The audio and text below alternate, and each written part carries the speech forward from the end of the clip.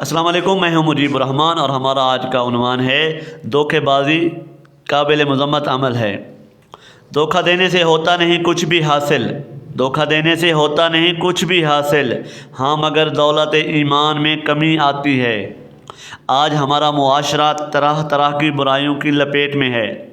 کہیں چغل خوری کا دورہ ہے تو کہیں جھوٹ کی گرفت مضبوط ہے، کہیں ڈاکہ زنی کا عروج ہے تو کہیں فحاشی کا راج ہے، کہیں سود خوری نے پنجے گاڑے ہوئے ہیں تو کہیں شراب نوشی کا چلن عام ہے۔ ان میں سے ایک خطرناک گناہ دھوکہ بازی بھی ہے۔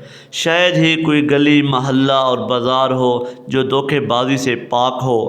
کوئی کریانہ فروش ہے تو وہ ناپ تول میں کمی کر کے دھوکہ دیتا ہے، کوئی سبزی بیچنے والا ہے تو وہ صحیح اور خراب سبزی ملا کر دھوکہ دیتا ہے، کسی کی دودھ کی دکان ہے تو وہ پانی کی ملاوٹ کر کے دھوکہ دیتا ہے، کوئی گوشت کا کاروبار کرتا ہے تو وہ بیمار جانور بیچ کر دھوکہ دیتا ہے، کوئی میڈیکل سٹور چلاتا ہے تو وہ جعلی دوائیاں فروخت کر کے دھوکہ دیتا ہے، اور خریدار کو موقع ملے تو وہ جعلی نوٹ دے کر دھوکہ کرتا ہے۔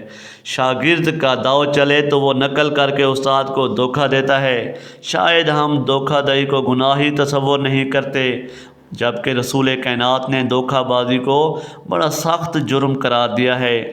آقا علیہ السلام نے فرمایا، جس کسی نے بھی ہمارے ساتھ دھوکے بازی کی وہ ہم میں سے نہیں، وہ ہماری شریعت کے مخالف تصور کیا جائے گا۔